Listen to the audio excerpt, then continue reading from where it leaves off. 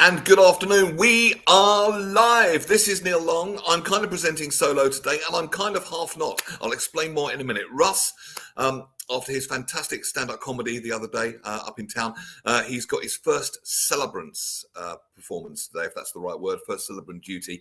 And there's a lot to being a celebrant, I've recently learned over the last couple of days, so he can't be here today. So it's me kind of flying solo, but I don't like flying solo. So I want to bring in an esteemed colleague of mine in the radio world for the last 20 years or so. We've co-presented Radio Jackie Breakfast for about 20 years or so. In fact, I know her so well, I affectionately call her my radio wife. And she's going to co-present today. Nikki Patrick, hi there. Hello, yes, and that's as close as you get to being my husband.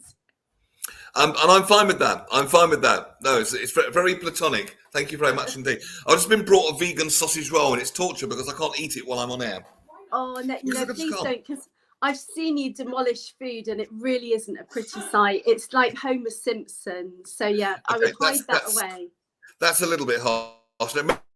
Remember, this is a radio station about mental health, so probably describing my eating habits is not the best thing. Is healthy. We don't want to traumatize the listeners. We've got two fantastic guests today, and one's waiting in the green room, so I want to get him on as soon as possible. But first of all, we'll just say hello to the folks tuned in, and I'll stick some of the comments on the screen, and then we get to our first guest, who's a fine gentleman called John Ryan, who I'm really looking forward to meeting. And then halfway through the show, we're talking to Dr. Chris Walton, who does a lot of work with gamma brain waves. We're talking about brain waves. You've probably heard our brains operate on different frequencies, and you've probably heard people talk about it a bit, beta wave, alpha wave. We're going to go into a lot more detail. And you might think, oh, it's a bit sciencey, it's a bit esoteric. What kind of practical value is it to me? Well, trust me, you will see at 12:30. So really looking forward to having him on. But let's do a couple of good mornings. Julie Voice, live from Guildford. Used to live in Texas, now lives in Guildford. There we go. Oh, gosh. Well, that's a big difference weather-wise, isn't it? Just a bit. She spends a lot of time hanging outside the bowling club when her mum goes bowling.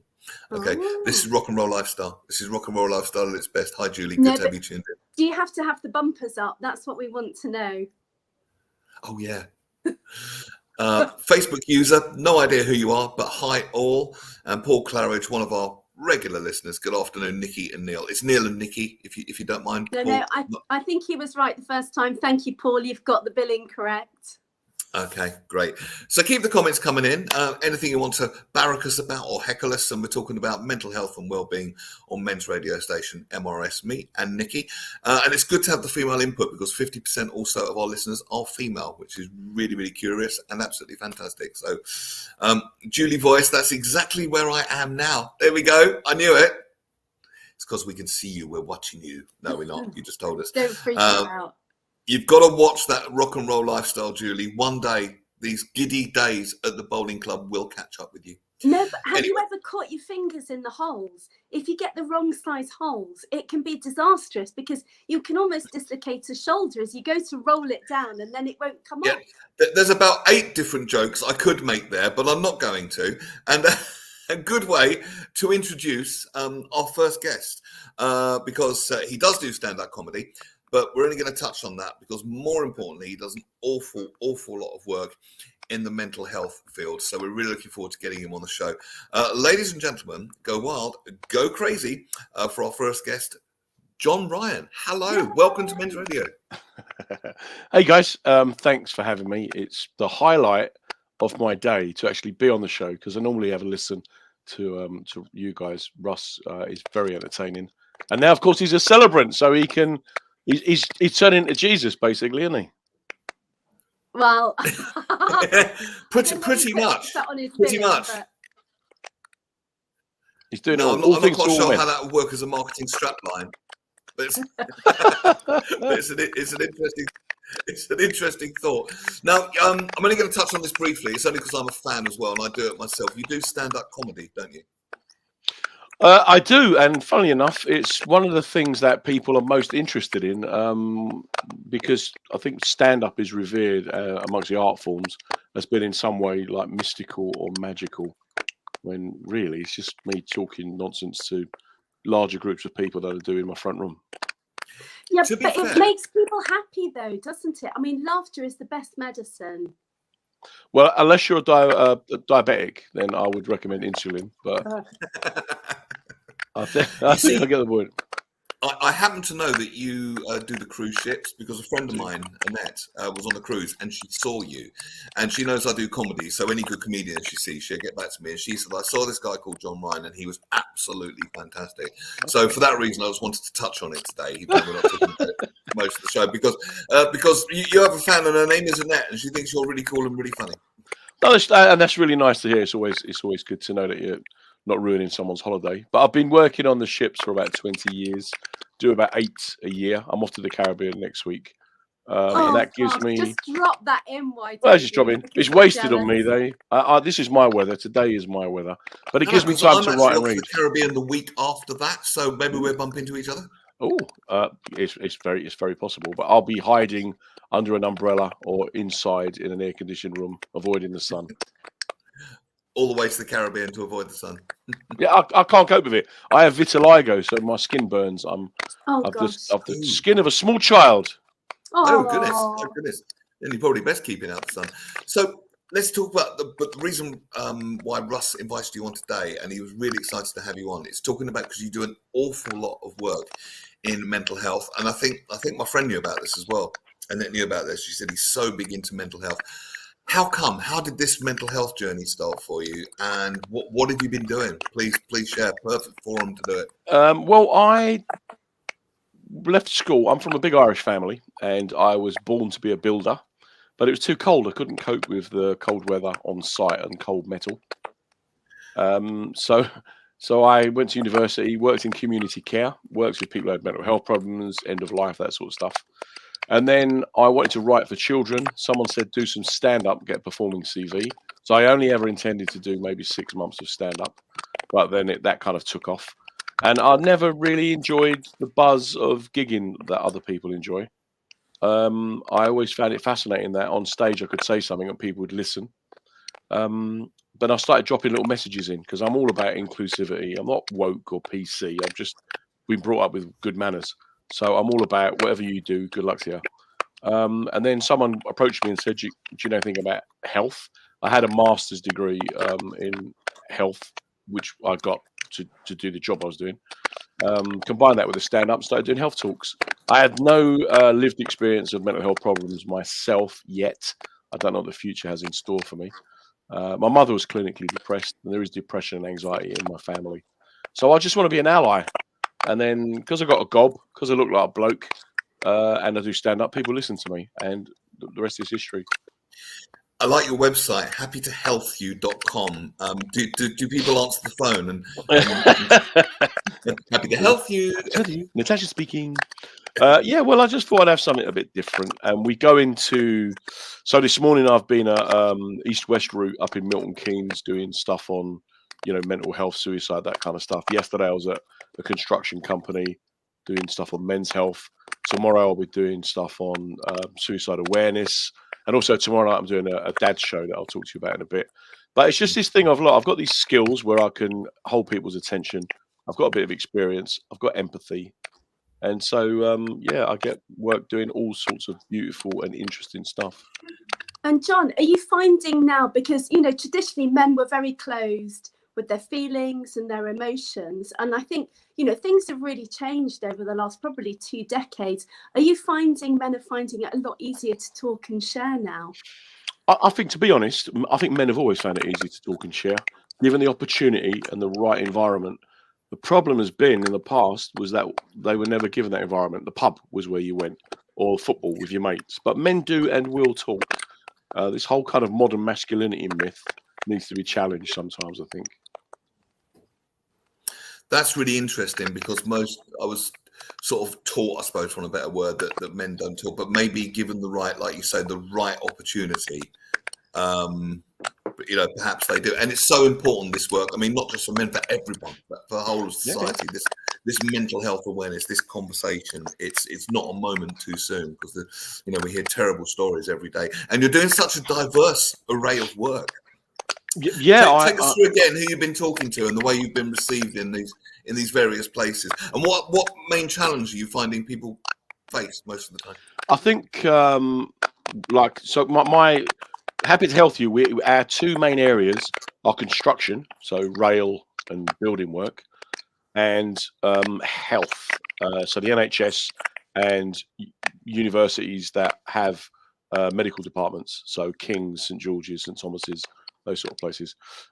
We also run a project called #Mind Yourself, which encourages students to think about their mental well-being. But it's not preachy. It's not a lecture. What we'll do is we've got one of two options. Either one of us will come in and do a talk or a presentation about whatever the issue is. So, for example, this afternoon, we've got a wonderful bloke talking about addictions and mental health. He's talking to a company out in Essex. Next week, we're doing farmers' suicide awareness. It's just whatever the subject is, we can write something, and either I'll get you someone with lived experience, or I'll get a group together, find out about their lived experience, use my writing and comedic skills and turn it into something, but also try and encourage people to perform themselves, do some art, some prose, some poetry, play a song, do a drawing, whatever. To just kind of, what we need to do is just normalize the conversation. The way you've articulated it there, and you've done it brilliantly. I'm sure you agree, Nikki. It sounds so normal, so every day, that mental health is not this big kind of mysterious taboo. thing. I mean, taboo even, because when I was growing up, there was a thought going round. Let's say if someone got cancer, sadly, that it was just the luck of the draw, and it was just bad luck. Now we learn there's an awful lot of preventative things you can do to minimise your chances and all that sort of thing. Hang on. With you saying that, because John, I was looking you up online, and you were talking about the language that people should use around cancer, and I don't know whether that's something you'd be happy to chat about today as well. Yeah, anything. Yeah, because you know what? Can we just come back to that in 1 second? Because what I was saying is now I've noticed there's a different language around mental health. And I've noticed it particularly in younger people, and they're saying my mental health. When I was growing up, like what I believed about cancer back then, it was like just the luck of the draw. If you got mentally ill, bad luck, maybe your genes or something like that. Now people seem to be willing to engage in the conversation and realise that they can do preventative things and things to nurture and cherish and protect our own mental health. That's the point I was making. Back to you, Nikki. Yeah, sorry, sorry, Nikki, you've got two men talking over you now. Sorry, I do apologise for this, but just want to come back on something else said. Look, you got to understand as well, there's a kickback. There's a kickback now as well. So people are getting fed up with it. People are getting annoyed and fed up with the fact that the whole debate around mental well-being and mental health has been hijacked by people who are sad, saying they're depressed. People who don't want to go out, saying they have anxiety. Kids that don't want to empty the dishwasher, saying that it triggers a bad memory from their childhood. So back in the 80s and 90s, everyone said they had a bad back to get a day off work and they could get away with it. There seems to be more and more of a belief now that people are using depression, anxiety issues as an excuse to get out of doing tasks that they just don't want to do. And that's a debate that we're going to need to face up to at some stage as well. Apologies there, Nick. Just wanted to clear that up. Oh, no. But, I mean, so what would you say to somebody that, how do you work out whether they are using something as an excuse and whether they have really got a mental health issue? I don't think you do. I think you just accept their experience as being real for them. It don't mean that you're not going to get a kick up the backside if you get on my nerves. Oh, I've got depression. No, you've got depression and you're rude. That one does not excuse the other. And there seems to be a lot of that kind of, oh, look, I'm sorry that I'm behaving like this. It's because I've got anxiety. Yeah, well, you're still going to get a thump, mate, because you're getting on my nerves.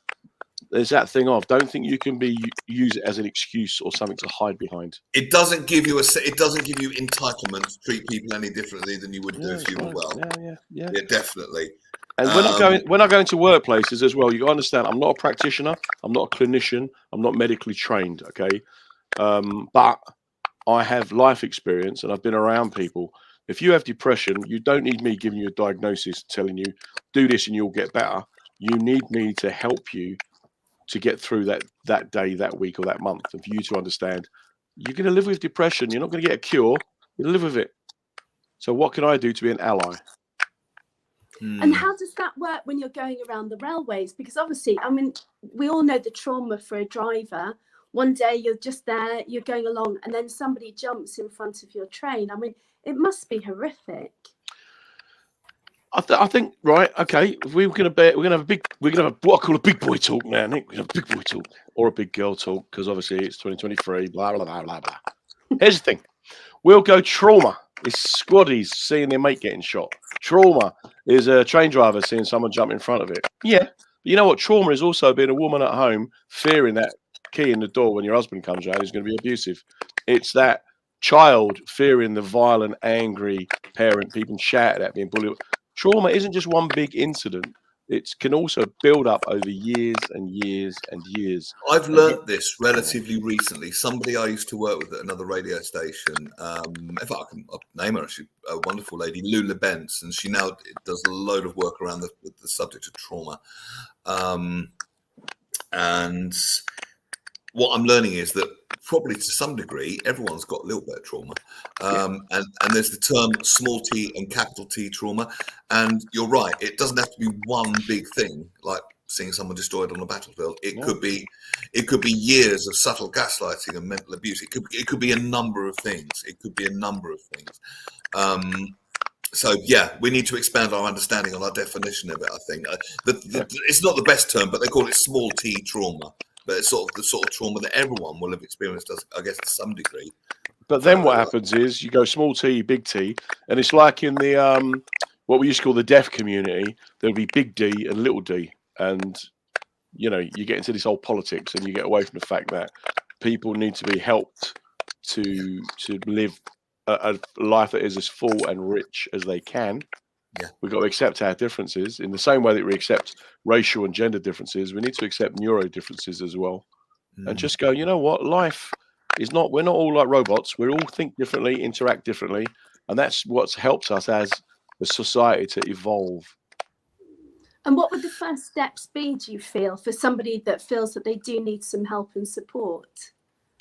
Well, one of the things I'm very big on is if you've got people around you, Mark Twain said you have 2 eyes, 1 mouth. So watch twice as much as you speak. You have 2 ears and 1 mouth. Listen twice as much as you speak.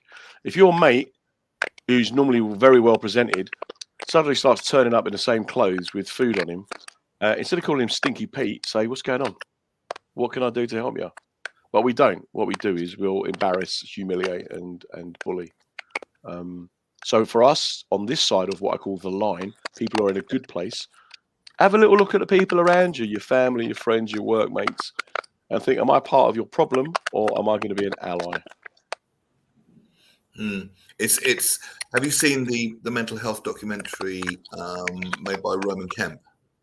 There's another one come out recently, actually. Yeah, I did. Yeah. I want to watch. I haven't seen the follow-up yet, but I thought that should be required viewing for everyone, frankly. Not so much. Well, do you know, the thing is, man, there's almost like, sometimes it seems to me like there's a race to the bottom. It's who's got the biggest issue, and everything's about issues and traumas, and you live right. with your mental health situation. I think it's important to make a distinction here, because you've touched on this a couple of times. Yes, I completely agree that there's some people that hide behind it. That there's the term in NLP called secondary gain. They're getting a benefit out of their problem, all that sort of stuff. And sometimes what you just said there, I would call that trauma trumps, or my trauma's worse than you. And this is the last kind of field that we need that kind of almost competitiveness in. Or this kind of attitude in at all. This is really important. This stuff really matters. People's lives depend on this. So it's the last place in the world we need politics. But politics aside, I thought it was a fantastic documentary, and he made the point: just check in and ask twice. Are you okay? No, really? Are you okay? Yeah. But then that's a case then of we all kind of selfish, and what's in it for me? What do I get out of this?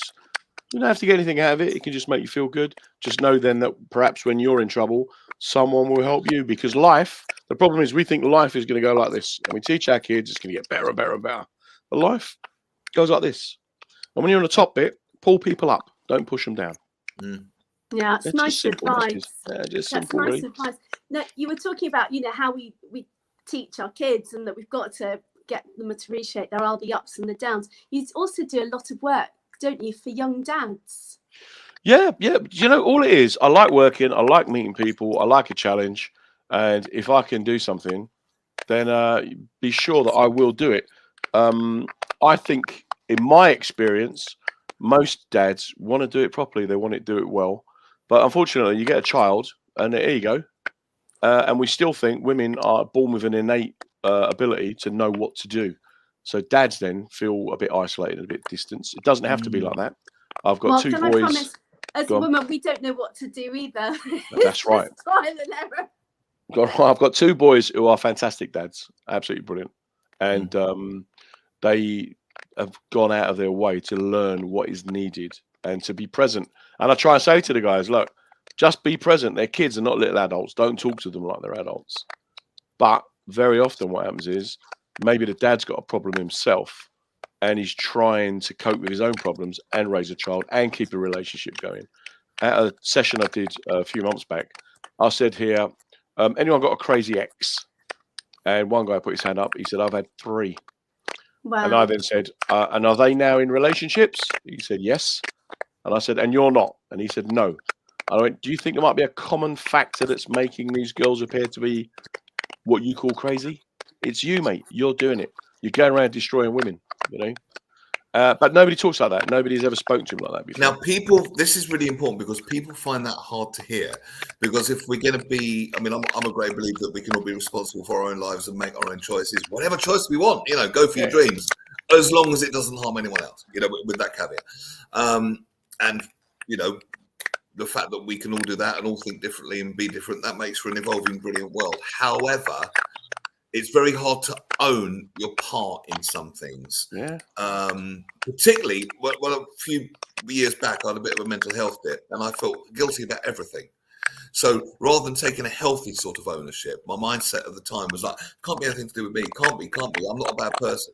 And I wasn't almost, I needed to own it because no one else can own it and make the choices apart from me. No one can. But people find it hard to, particularly if they're in a low mindset, to take on that responsibility. What do you think about that?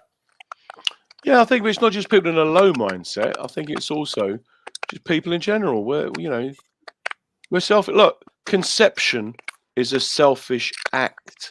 The night you were conceived, something like 79 million sperm set off swimming up that tube. You didn't win that race by going, after you, mate. Go on, let me help you. We are innately selfish people who look after self-preservation and self-interest. Now, there's a kind of win-win scenario whereby, okay, you're having a tough time. I'm going to help you through that. But then when I'm having a hard time, will you help me? And that's all it is. And, you know, and it's not a competition, although life is a competition. It's more about, look, it's going to benefit me. If I get you lot being allies, when I have my trouble, I've got support to lean on. It's a selfish thing to do. However, the benefit is obviously people aren't suffering in silence, suffering on their own. No, I agree. And I think knowing you're not alone is really useful, and having a good team around you is really useful. These are things I've learned recently, rather than trying to be this sort of rugged individualist that did it all by himself. That simply didn't work. But it's kind of what I would call smart selfishness. There's nothing wrong with taking care of yourself, nothing wrong with putting yourself first, but be open and available to present to other people too. You know, it's just balancing that for yourself and for others, in my opinion. Also, stop trying to be perfect. Nothing's perfect in the world at all. And sometimes I think we put huge expectations on ourselves and actually go, well, actually, that is enough. You know, what I'm doing is enough. Yeah, but that's not really the compliment you'll hear. You know, we're in a relationship, Nick, and I go, you know what? You are enough. But you read these crazy little memes that people send around and you think, yeah, I've got to say these kind of stupid things. You know, do you know, I don't know. I mean, years ago, I might have been a bit offended by that. But now if someone said, do you know what, you're enough as you are, that's actually quite a lovely thing for me to hear nowadays. It really, if people have been really over trying, and suddenly someone puts a kind hand on your shoulder and says, stop trying so hard. You're already enough. I mean, I don't know. What do you think? No, I agree with you on that, Neil, actually, because I think people keep striving for perfection. And this is the first time we've agreed in 20 years. Mate, I feel like my job's done here. I feel like I can now leave the two of you. I'm going to join Russ as a celebrant. I'm going to we get a room. Now, so you're happy to hear you are enough, but I think there's 2 words that should appear before enough. Go on. You are more than enough. You are more than enough. And talented and gorgeous and beautiful and rich and good in bed. Sorry, Neil, I was talking to Nick, I was Oh, teaching sorry. it. I wasn't teaching it. No, people were just talking about Well, themselves. So. Someone's got to beat themselves up. Now you've But it got is- an event on, haven't you, tomorrow? Yeah, so tomorrow night, well, actually, I've got an event on tomorrow morning at 7:00, which means leaving the house at 5:30, driving up, doing effectively a comedy show at 7 a.m. for 45 minutes and then 8 a.m. for 45 minutes. Wow. And then I'll come home tomorrow night. I'll be in Southend-on-Sea, a venue called 21, which is opposite the pier from 7 till 9. And we're just basically going to, I'll be doing like a little show. And it's about men's health, well-being, being a dad. But we have someone doing blood pressure checks at the back of the room. Now, that sounds like a pretty, what's the point of that? When a man goes and has a blood pressure check, he can then talk about other things that's worrying him. I apologize because for women it's slightly different because women have checks and screenings. Men don't do that. We don't go to doctors till the blood is coming out. So by going for a blood pressure check, you're going to have your heart checked, you're going to have your pulse checked, you can talk to someone. We've got people from Andy's Man Club, which are a fantastic local mental health support group. Southend United are coming down. They've got a community and educational trust, and the wellbeing team from Garum Park are coming. Now, the interesting thing for me is all these people are coming together for an event. It's just some bloke talking. I'm a bloke from an immigrant family off a council estate, and by just opening my gob, I've got these people around me helping. But it And shows so- that it's such an important conversation. Yeah, that it needs to be is. had. I think you're playing yourself down. I would. I think you're underselling yourself somewhat there because I think it's fantastic what you're doing. Well, also, John, does anyone check on you and ask you if you're all right? Because Yeah, it's hard not to take on other people's troubles and worries. yeah. I Good think we have this question. thing where we Good. want to fix and help. Yeah. What is the difference between being an ally Nobody ever asks me, Nick. and a rescuer? Because I've No, I'm not tried being rescuer. a rescuer and that Nah, doesn't I'm not work. rescuer. But, No, but it's No, I'm not really, it's rescuer, mate. wholesome and good to be an ally. But a rescuer I is decompress. I How do decompress. you put that boundary in? So basically, I've got a wall. Being a parent is about learning to let go. From the moment that child comes out of you, let it go, right?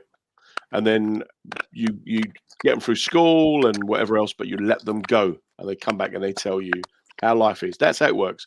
Sometimes we need to let go of toxic friends, toxic family, toxic jobs. Learn to let it go. Those shoes you're keeping in your cupboard that you haven't worn in 12 years, you're never going to wear them, Nick. Let them go. Get rid of them. Oh, she'll try. So you let go, decompress. So I now, this afternoon, will just watch a film. I've got the house to myself. I'm going to watch a film. Then 10 minutes before she comes home, I'm going to quickly put some bleach in the sink. She'll come in and go, "Oh, you haven't been cleaning the house, have you? I told you to rest." I go, "Mate, babe, what can I say? I had to do something. You can't do it all." Oh, I think you've just all the men tuning in got their money's worth just from that last 10 seconds. I just want to quickly touch on something Nick said as well. Sure. So, as a comic, I never wanted to do the 8 out of 10 cats and mock the weak route that all the other comics wanted. So I started out with Jimmy Carr, McIntyre, Mickey Flanagan, Rod Gilbert, all these guys, and I've got nothing but the greatest admiration for what they've gone on and done. Not for me. But I have certain ambitions that I wanted to achieve. I always wanted to write a poem. I always wanted to write a play. And I got approached by the Roy Castle Lung Cancer Foundation. Both my parents had lung cancer. And they asked me to write and perform a poem, which we then filmed, which I think, Nick, you may have seen, which is something I'm immensely proud of, because it meant then I'm using my gob to raise awareness of how to talk to someone with cancer. Yeah. And it's just those little things. It's be the difference if you can. Be the difference. Yeah. Could you just Been give some of really- the examples of the language that Yeah. people should avoid using for people with cancer? Well, Oh, you first, don't look ill. Don't say that.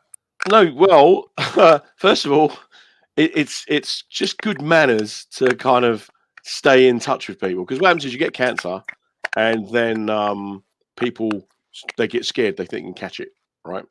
So they don't know what to say to you.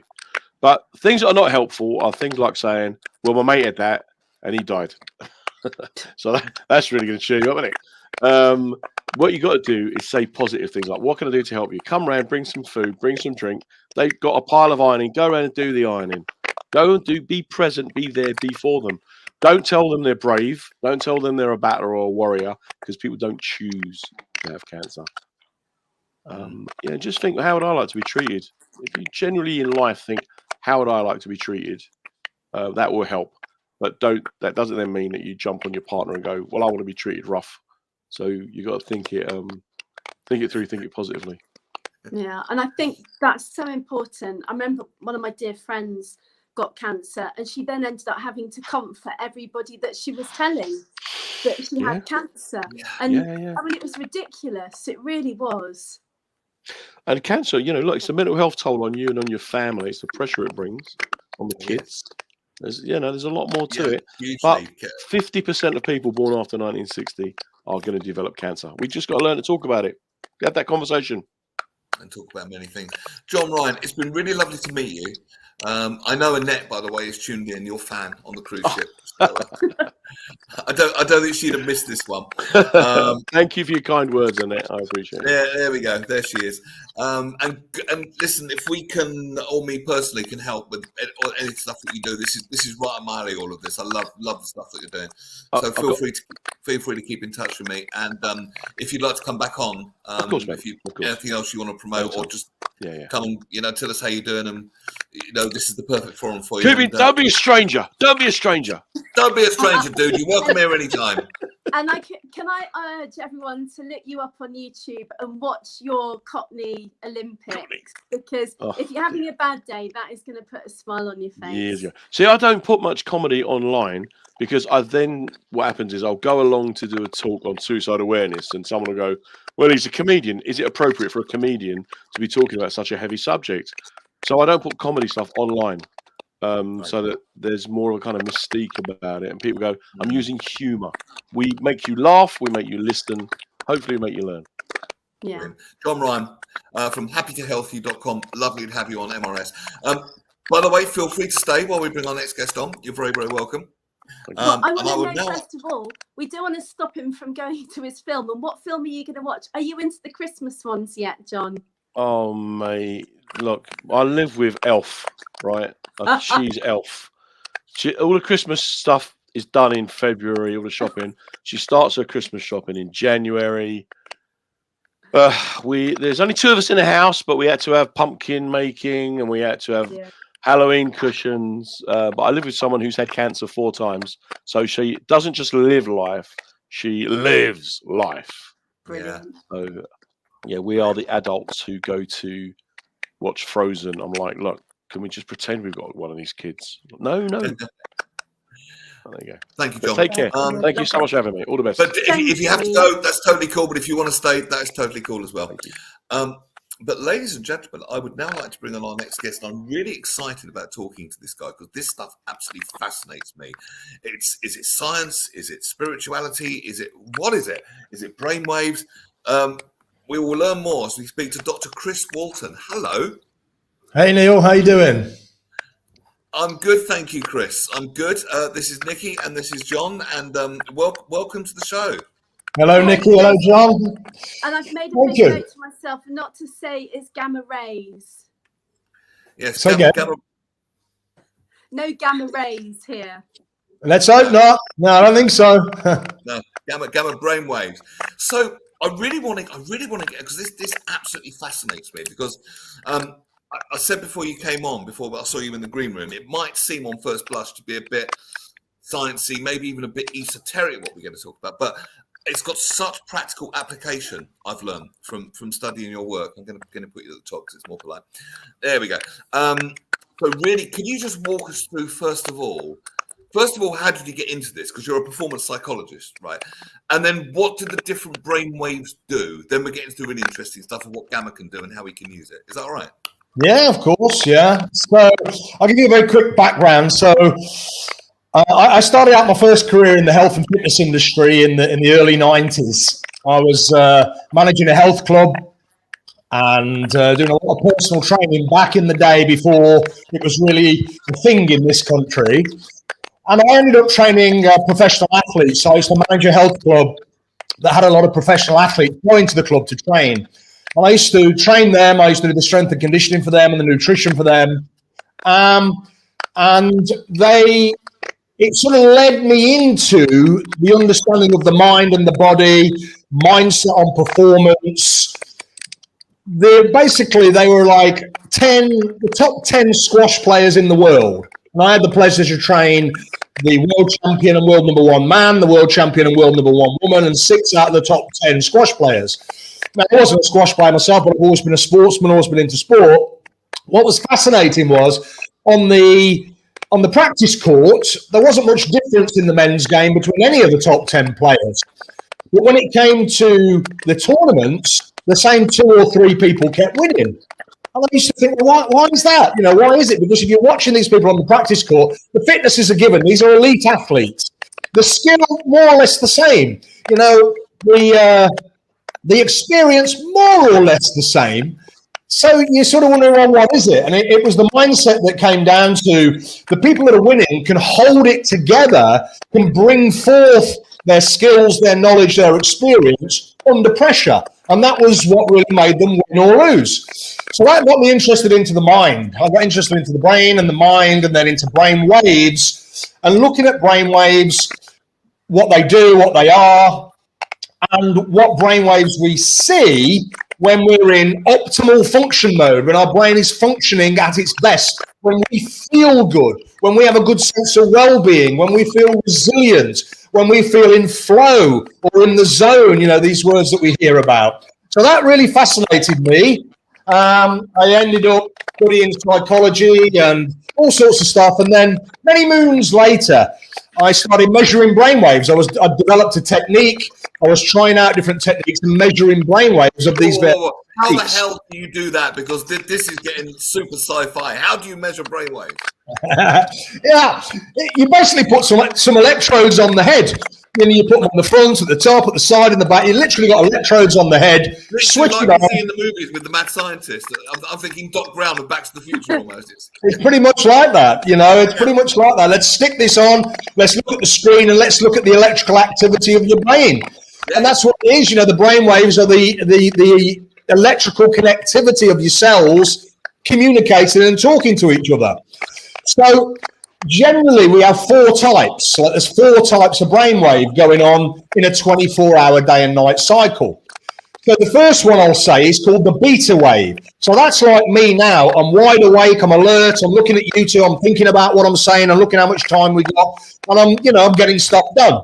So beta waves are very, very useful unless we have too much of that. Because if we have too much of that type of brainwave, then we end up stressed, or you can end up depressed or anxious. It's just too much of on-the-go type of brainwave. Now, when we... Pardon? Yeah, exactly. Burned out, exactly. Absolutely right. Burnout always is related to having too much beta wave, and not enough of the others. So the next level, when we relax a little bit and we calm down a little bit, we slow down a little bit, then our brainwaves slow down. So when we have something called alpha waves, so they're a slower frequency brainwave. So alpha waves have got a lot of benefits to be able to create. If you create alpha waves, you move into a more calm, relaxed state. The stress response is off. You're a bit more creative. You have a bit more of a healing state going on in the body. There's a bit more intuition, a bit more creativity. We've all had those moments where we just drift off a little moment, almost in one of those nice daydreams. And then, that's the sort of example when you're in a nice alpha wave, or whether you're just calmer, more relaxed. That was actually the first brainwave to be measured as well, back in about 1920. Then if you calm down even more and you get even more relaxed, the next level of brainwave is called theta. And all it is, the difference is the difference in frequency. So we're getting slower, slower, slower as we go down. So theta is a brainwave that you would see when you're either an experienced meditator, which not many people are experienced meditators, or you're just in that phase of you're really relaxed and almost drifting into a daydream light sleep, almost. That deep relaxation. So that's the theta brainwave, and many benefits from being able to activate theta, particularly deep healing state in the body. Because I've heard of theta healing. I have heard of that before. That's right. So theta healing is a healing technique where they reckon they get you into theta. They unfortunately don't show any brainwave proof of that, so it's just an idea. But the concept is if you can get into theta, you're in a deep healing state. That's true, right? So then when we're asleep at night, so when we go to bed at night, we will ideally want to have already dropped off the beta brainwaves. We get into alpha, we get into theta. And then when we start to move into a deep sleep, you move into delta. So for adults like us, you only see delta when we're in la-la land. You know, there's no awareness of yourself. You're in deep sleep. Children, the first couple of years of life, for the first 2 years, babies, little toddlers, 0 to 2, they produce a lot of delta because their brain isn't formed yet into these higher level brainwaves, which we can talk about in a bit. So you've got those 4 types of brainwaves in the 24-hour day and night cycle: beta, alpha, theta, delta. So I was measuring various techniques, playing around with meditative techniques, different techniques, and measuring brainwaves. Well, there's also another type of brainwave, and that's called gamma. Now, gamma is sort of like a bit counterintuitive because gamma is actually a much faster brainwave. So it's what's called 40 hertz and above, a lot quicker, but there's something very special about gamma brainwaves. When you're able to produce gamma brainwaves, more of your brain cells fire at the same time. And that creates something called neural synchrony, which sounds fancy. And all it means is synchronization of your brain cells firing. More of the brain is working as a coherent unit rather than separate bits all over the place.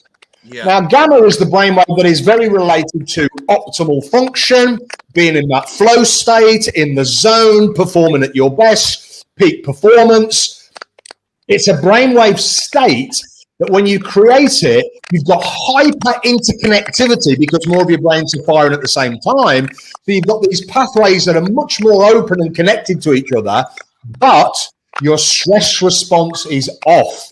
So you can process lots of information without feeling stressed and edgy and anxious and all those things that you can do. So flow state, I mean, this sounds fascinating.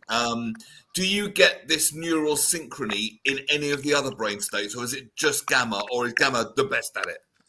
No, it's just gamma. Gamma is like, gamma, it's almost, well, it's not almost, it is. What gamma waves do, somehow, the magic of us being human beings and the spirit that's within us, somehow gamma, it's almost like it goes to the back of your brain and picks up the visual information. It goes to the side of the brain and picks up the auditory information. It goes to the front of the brain and picks up your decision-making, critical thinking, and pulls it all together in a coherent unit instantly. So that's this idea of flow, because all of you, it's not like I've got a bit of this, a bit of that, a bit of thinking here, a bit of critical here, a bit of inner voice here, a bit of visual at the back. It's pulled together into a coherent unit where you can think clearly and be in that flow state. I've been in flow states. Sorry, Nikki, after you. Oh, no, I was just going to say, how come the stress doesn't kick in when you're in gamma? Yeah, it's a good question, Nikki. Yeah, because the outer, the cortex of your brain is where all the gamma activity is. And like the stress response is more in that base middle brain, right deep in the center of the brain. And it's just not needed. It's not activated because all of your higher centers are working together in one. And it literally, because of that, sends a signal into those deeper brain aspects and emotional brain aspects. You're not required. There's no need for you here right now. You don't need to be active. And so that's when we're in the stress response, probably the other way around. It's sending a signal to the other bits, to the bits that we were once saying you're not required. We're stressed. We've got to protect ourselves. But when you're in this other state, you realise that protection isn't necessary because you already have everything you need, and you already are everything you need. Right? That's right. That's right. Exactly. Yeah. It's that also that brainwave state that's closest to oneness. So let me just add a piece in here. So that the main researcher into gamma brainwaves is a fellow in the University of Wisconsin, a guy called Dr. Richard Davidson. And it's an interesting bit of study that he's done because most people, Neil and Nikki, we don't produce much gamma brainwaves. Most normal people, you hardly see any gamma at all. So how do we get in that state? I mean, is this what those squash players that were being more successful in the competitions, were they creating this gamma state? I'll come to that. I'm going to come to that. what I ended up doing was creating a technique that normal people like me and you and non-meditators can access this state in 60 to 90 seconds. I did my whole PhD research on that, so I'll come to that in a bit. But so just to fill the bit in before that, then is the Dr. Richard Davidson at University of Wisconsin. He had Buddhist. He's got a huge lab there with like all the highest tech brain measuring gear and scanning gear and everything. And he had Buddhist monks come into his lab that had got at least 10,000 hours of meditation experience, which is a lot of bloody meditation, right? Yeah. So they were scanned and they were doing a meditation on compassion, a Buddhist meditation on compassion. And what they saw in the Buddhist brains were these high-level gamma waves bursting throughout the whole brain, gamma, gamma, gamma, gamma, showing they're in this state of oneness, this state of flow, this state of coherence, which is a very important word, coherence, and really in the moment connected to, a higher level aspect of ourself, you could say. Now, they had also taught the students at the university, because they had a control group of students who they taught the meditative practice to. So they were doing the same meditation. Of course, they didn't have 10,000 hours experience. So they did the meditation, but they didn't show any gamma at all. They just showed an increase in alpha, a little bit of increase in theta, showing that they're nice and calm, but they're not producing this level of like coherence in their brain like Buddhist meditators. So that was the underlying study that's been done on that. Now, what I did going back, this is about 2010, I was, as I say, measuring brainwaves, trying different techniques. And I was putting techniques together, and I ended up putting 4 or 5 steps together and measuring it, and found that I created this technique which became known as the gamma mindset technique. And so this technique creates this high level of gamma, just like the Buddhists do, in 60 to 90 seconds. You also get high theta, an amazing amount of theta in a small amount of time, which no other technique does, and also high alpha. And then your beta wave, that wide awake like me now, that's switched off completely. So you see gamma theta alpha as your dominant brainwave in 90 seconds. And anybody can do it. As I measured this with normal, non-meditating people from the age of 20 to 72, and specifically took non-meditators to see, because it happened in my brain, and then I had my nephew with me at the time, he was 20, we measured his brain, and that's how it went on. Then I've measured the benefits of meditation, and particularly science has been saying for years, but what would put me off in the beginning, amongst other things, was it just takes so bloody long. 10,000. I haven't got time to move to a monastery in Tibet and with a begging bowl. No, I've got a life. But the fact that you can almost, I don't want to say hack, but maybe hack this process and get there in 90 seconds. And it also shows, I suppose, that these states, exalted states, or would have previously been probably considered a religious experience, which what was his name, psychology founder, wrote about, William James would have written about, but they're actually available to all of us. And it's like the universe doesn't play favorites. If you know the technique, you got it, right? That's right. And that was, and to be quite honest, at the time, I didn't even know what gamma brainwaves were. I'd never even heard of them. And so I sat on this data for about 6 months, and I had a brain surgeon come on one of my courses, my physical courses. And he's a guy called Professor Kazadi Kalangu. And he'd been a brain surgeon for over 30 years. He's a very highly respected world brain surgeon. And I was telling him about it, and he's like, listen, you've got to talk about this, because this is amazing. And he told me all about gamma brainwaves and what they do and this, that, and the other. And I'm like, oh, wow, okay, let's do something with this then. And then we went on to develop the technique and, apply it to various things, to be able to reprogram the mind, to be able to clear stress, to be able to get focused, and et cetera, And this is what I want to ask you about. What are the practical applications? We've got this perhaps you can give us a little hint of the technique before you go. If you're comfortable doing it here, by all means do, or if not, we can direct people to your website. Don't mind either way. We didn't agree on that before, so feel free either way. Yeah. It's easier if you go to the website, because you can see it. You can see a live demo, and I'll explain that in a minute, Neil. So it comes back to your question: what do you use it for?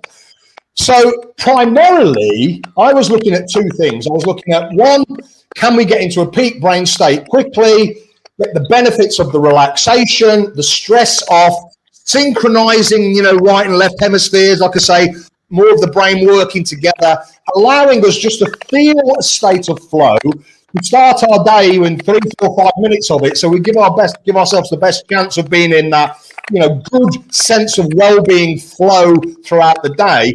And what's important for us, all of us, is to be able to have easy access to our skills, our knowledge and experience. That's life. But the more we can easily access that in the appropriate time, in the appropriate way, it's easier then to flow through the day and have productive, successful days, no matter what we do. So that was one aspect. There's that science, relatively new science now, isn't it? That happiness leads to success, not the other way around. Not when I'm successful, I'll be happy. And you've put it in a brilliant neuroscience way. When you've got the right brain configuration, the neuroscience, then you will naturally, as a natural result of that, be successful. Oh, so much. Nikki, I've got so much I want to ask. Nikki, go. And how long does it take to learn this technique? It takes about 5 minutes, max. I'm just too busy to learn a technique that helped me with the rest of my life. Sorry. Yeah, that's one of the beauties of it, Nikki. It's easy to do. Anybody can do it. Anybody can gain the benefits from that.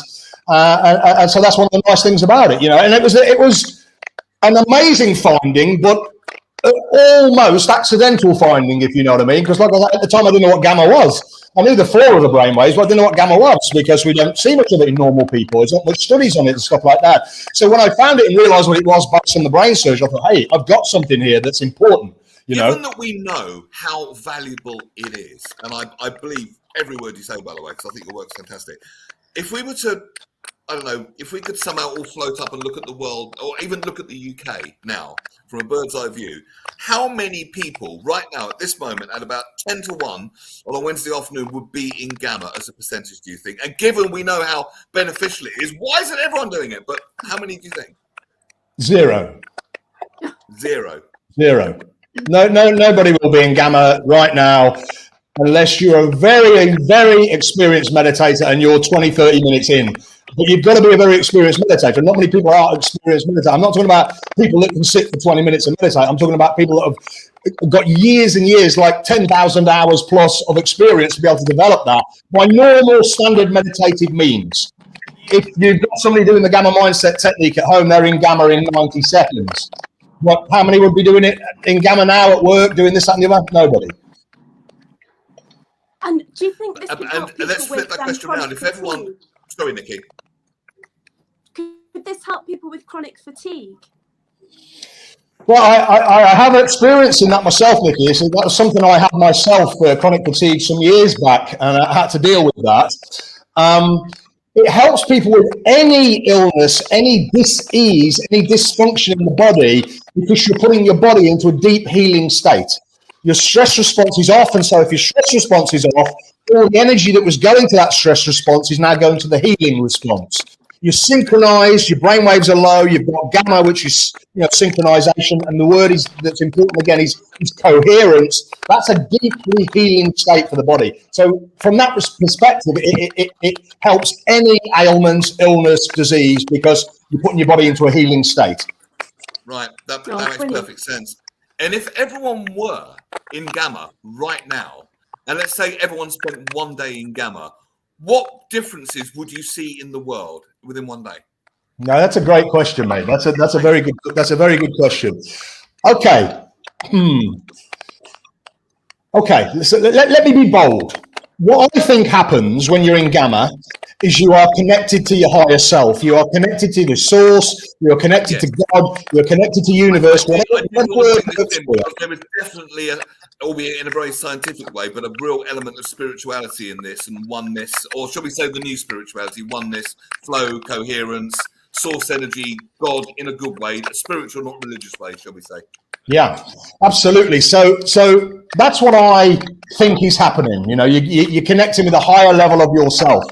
And so I think if everybody did that at the same time in the UK, you would create an amazingly powerful field of positive energy and information that would have been a tipping point to ripple past all the negativity, all the stress, and to give us almost a reset. And if you've got 60 million people doing that at the same time, I don't know, maybe the whole of the UK would levitate off the globe or something, but I think it would be an there was that thing called the Maharishi effect, wasn't there? That's right. Yeah, that's right. Where they've done meditative studies, where they've taken in meditators into Washington, D.C.